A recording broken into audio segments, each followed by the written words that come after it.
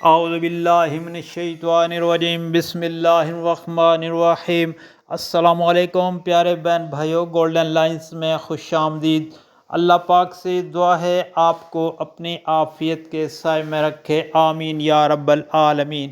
پیارے دوستو، جمعہ کے دن کی فضیلت، نبی کریم صلی اللہ علیہ وآلہ وسلم نے ارشاد پاک فرمایا کہ جن دنوں میں سورج نکلتا ہے ان میں سے بہترین دن جمعہ کا دن ہے۔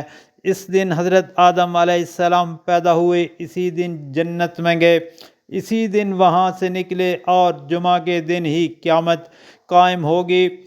جمعہ کی 2 رکعتیں غیر جمعہ کی 1000 رکعتوں سے افضل ہیں۔ جمعہ کے دن کی تسبیحات غیر جمعہ کی 1000 تسبیح سے افضل ہیں۔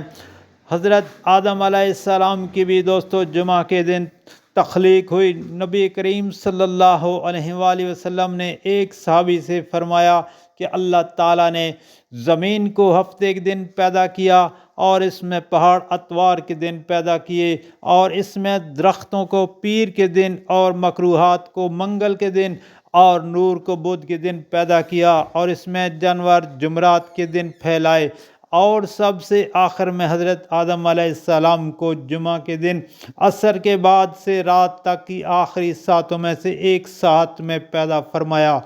نبی کریم صلی اللہ علیہ وآلہ وسلم نے فرمایا، جمعہ کی رات روشن رات ہے اور جمعہ کا دن چمکتا دن ہے۔ بیہقی شریف کی حدیث شریف ہے۔ نبی کریم صلی اللہ علیہ وآلہ وسلم نے ارشاد پاک فرمایا کہ روزانہ دوپہر کے وقت دوزخ بھڑکائی جاتی ہے اور جمعہ کے دن بجھا دی جاتی ہے۔ پیارے دوستو، نبی کریم صلی اللہ علیہ وآلہ وسلم نے فرمایا کہ اس دن کا نام جمعہ کیوں رکھا گیا؟ آپ صلی اللہ علیہ وآلہ وسلم نے صحابہ کو بتایا کہ اس لیے اس دن کو تمہارے باپ حضرت آدم علیہ السلام کی مٹی جمع کی گئی اور اس کا خمیر تیار کیا گیا۔ اسی دن نفخہ ہوگا، یعنی سور پھونکا جائے گا، اسی روز مخلوق کو زندہ کر کے اٹھایا جائے گا، اسی روز قیامت ہوگی، اور اسی دن کی آخری 3 گھڑیوں میں سے ایک ساتھ ایسی ہے کہ اس میں اللہ تعالیٰ سے جو دعا کی جائے گی وہ قبول ہو جائے گی۔ جمعہ ترک کرنے سے غافلین میں بندہ شمار ہوتا ہے۔ روایت میں ہے کہ نبی کریم صلی اللہ علیہ وآلہ وسلم کو اپنے لکڑی کے منبر پر یہ فرماتے سنا ہے کہ لوگ جمعہ کو چھوڑنے سے باز رہیں، یعنی جمعہ کی نماز کو نہ چھوڑیں، ورنہ اللہ تعالیٰ ان کے دلوں پر مہر لگا دیں گے اور وہ غافل لوگوں میں شمار ہونے لگیں گے۔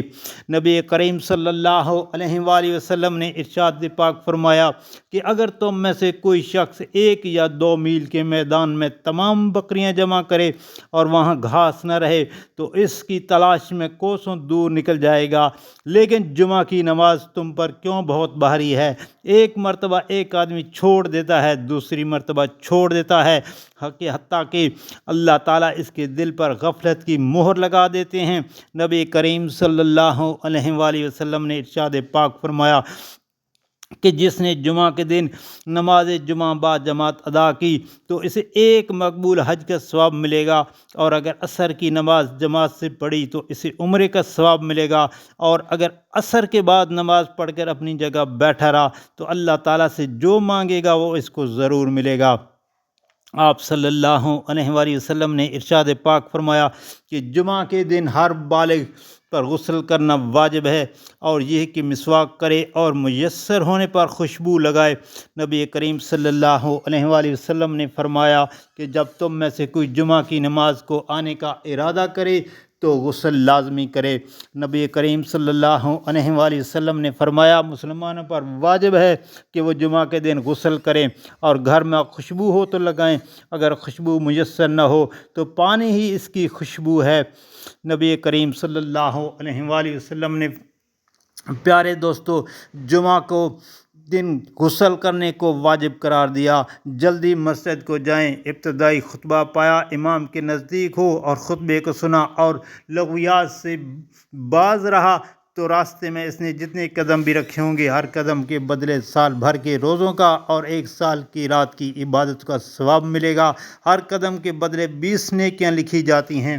پیارے دوستو، اللہ پاک سے دعا ہے مجھے آپ سب کو جمعہ کی نماز با جماعت ادا کرنے کی توفیق عطا فرمائے، آمین۔ اور آپ سے گزارش ہے کہ ویڈیو کو آگے دوستوں، گھر والوں، عزیز و اقارب اور سوشل میڈیا پر لازمی شیئر کریں تاکہ ہر کسی تک یہ ویڈیو کو پہنچ جائے اور ہر کسی کو جمعہ کی برکات میسر ہوں۔ اللہ تعالی ہم سب پر رحم فرمائے، ہماری پریشانیاں دور فرمائے۔ آج جہاں کل بھی مسلمان پریشان حال ہیں، سب کی پریشانیاں اللہ پاک دور فرمائے، آمین۔